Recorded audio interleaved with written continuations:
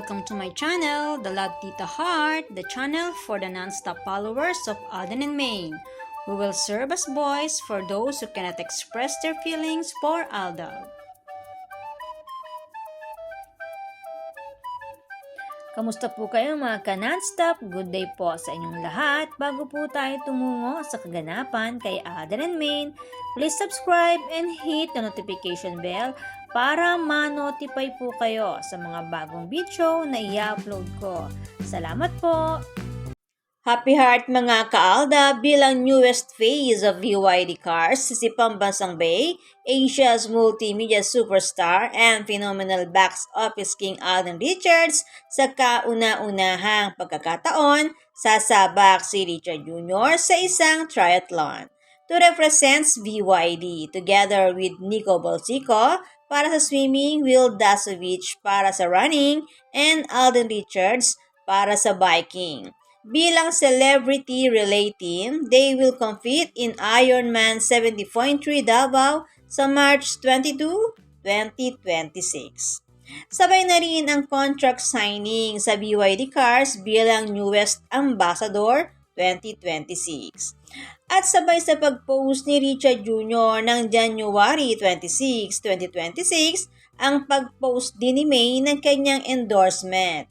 Isa sa pinakamatagal ng endorsement ni Mengay na hindi binitawan si Maine kahit nadamay ang pangalan nito nang dahil kay panot na sabit sa pagnanakaw ng pera ng taong bayan. Pinili pa rin ng bench na manatili si Maine bilang kanilang modelo mula 2016 magpasa hanggang ngayon, na lalong gumaganda at sumeseksi habang lumalaon kahit may mga anak na. Kaya naman ang mga sexy photos ni Mengay na mga ito ay nilike ng kanyang hipag Angel Fokerson sa isang beach escapade sa Batangas na sinasabi nga na may pag-aaring resort sila Mengay and Tisoy sa Batangas dahil ang beach ay isa sa paboritong lugar ni Mengay para mag-relax. Kaya naman sinasabing isang private beach resort sa Batangas ang pinursige ng mag-asawa na mabili. At ang alon na tato ni Mengay na sumisimbolo kay Richard Jr. ang unang tatak sa makinis na balat ni Nico Maine. Sabi nga ni Richard Jr., "Ako ang alon na babalik at babalik sa'yo." Sabi naman ni Maine, siya ang surfer na babalanse sa lahat. Ganon kamahal nila Mengay and Tisoy ang isa't isa. Kasama rin sa pag-post ni Maine ang isaw. Isa rin sa paboritong street food ni Maine na inalam ni RJ sa panahon ng Kalye serye, bukod sa candy na hawhaw and mikmik. Naalaala niyo po ba? Lahat ng gusto ni Maine inalam ni Richard Jr. bilang naging love interest niya ng tunay, si Mengay Nita. Kasama pa sa pag-post ni Maine ang larawan ng sunset na ito. Ang background nila Nico Maine and Richard Jr. habang si RJ ay nag-propose ng kasal kay Mengay sa Boracay. Nang mag-celebrate si Maine ng birthday niya doon na sinorpresa ni Tisoy si Mengay. Mga memories na mahalaga para sa kanila.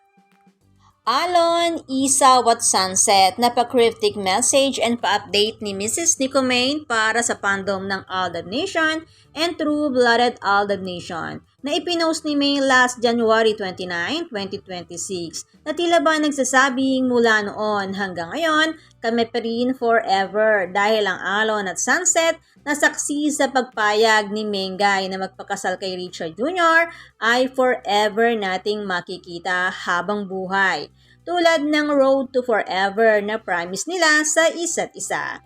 At ang isaw, bagamat isa itong street food pero malaki ang memories nito sa Aldab mula noon. At ipinakita ni Nico Maine sa pag-post niya na hanggang ngayon na naging paborito na rin ni RJ na minsang pinagalitan ni Maine dahil masyado yatang naparami ang kain. Naalaala niyo po ba? Private man ang buhay pag-ibig nila Mengay and Tisoy, may pahiwatig pa rin naman sila sa fandom na nananatili at nagtitiwala sa dalawa. Mga pa-cryptic message na kayang basahin ng fandom ng Aldab Nation and True-Blooded Aldab Nation. At kung sumeseksi si Mrs. Nicomaine Fokerson habang lumalaon, nagpapapayat naman si Richard Fokerson Jr. marahil dahil para sa mga proyekto na kanyang gagawin. Kasama na rin ang paparating na Ironman race sa Davao. Kaya naman puspusa ng ensayo ni RJ para paghandaan ang triathlon bilang siya sa bike leg. Para magampanan ng wasto ang kanyang parte. Kaya naman singit uli sa kanyang oras ang morning ride February 1, 2026 kasama ang kanyang mga ka-gym buddies and ka-bikers na rin. And last January 27, 2026, ipinasilip muli ni RJ ang development ng bahay na kanyang ipinapagawa.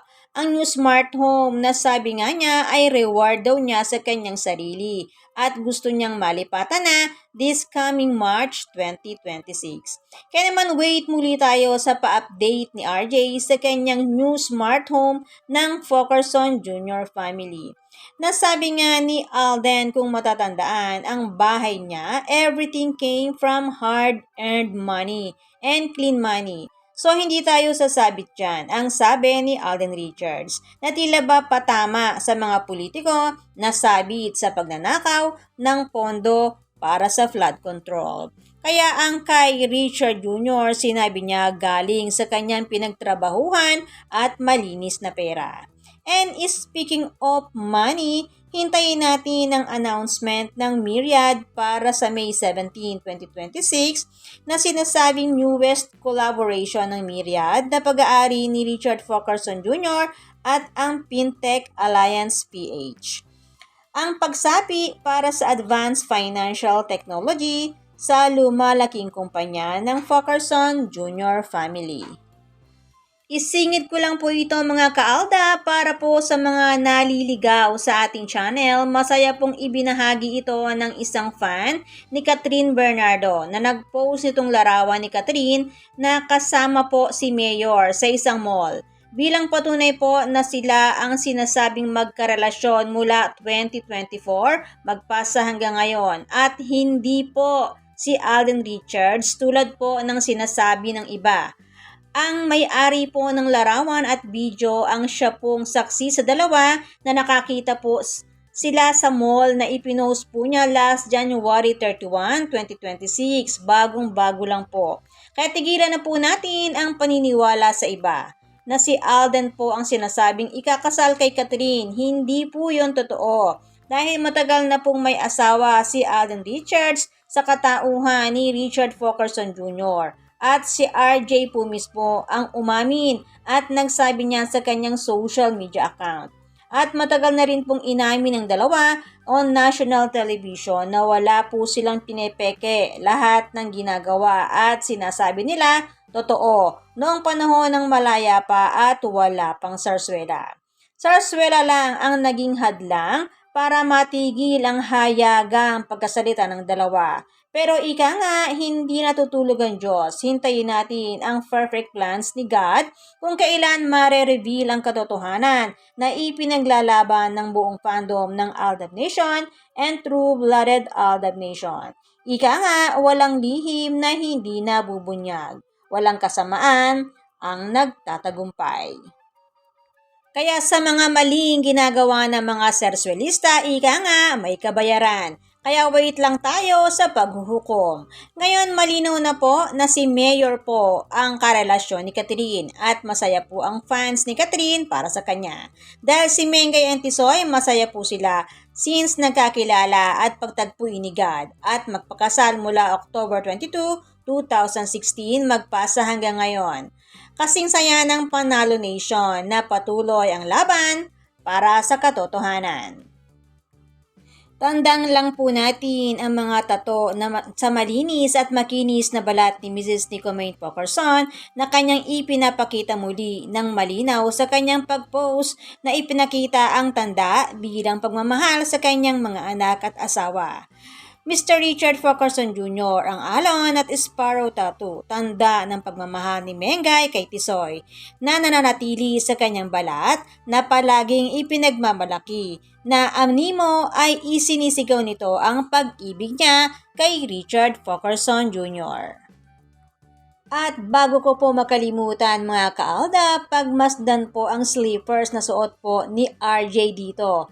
At ang slippers naman po ni Mengay dito sa larawan na kanyang ibinahagi. Pareho po, twinning na naman po ang mag-asawa. Tatak Mr. and Mrs. Fulkerson Jr.